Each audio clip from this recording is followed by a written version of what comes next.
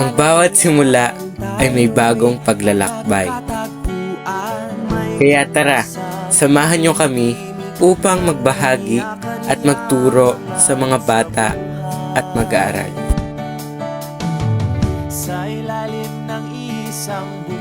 Kung saan kami ay magbibigay ng aming kaunting kaalam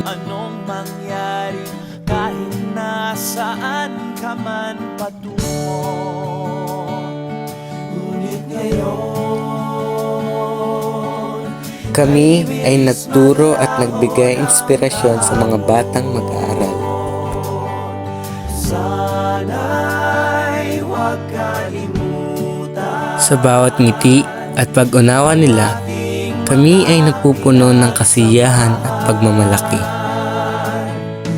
Kung sakaling kipitin ay laging isipin na minsan tayo ay naging tunay na magkaibigan. Ang paglilingkod ay hindi lamang salita, kundi gawa ng nagmula sa puso at sa kabutihang loob na nagpapakita ng pagmamahal at pag-aalaga sa mga bata. Sa pagtuturo ng salita ng Diyos at pagbibigay ng tulong sa mga bata, ating ipinapadama at ipinapakita ang paglilingkod. Ang aming paglilingkod ay hindi lamang tungkulin, kundi isang misyon na magbigay inspirasyon, gabay at kaunting kaalaman sa kanila. Sa buhay natin, Ang pagbibigay ng kaalaman, paggabay sa kanilang mga pangarap at paghubog sa kanilang kinabukasan.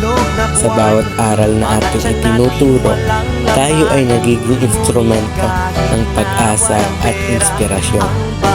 Hindi lamang tayo nagtuturo ng leksyon, kundi tayo ay nagtatanim ng mabuting asal, pangarap at pananampalataya sa kanilang kakayahan.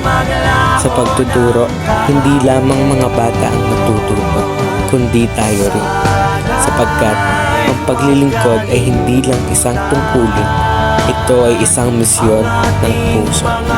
pinagsamahan.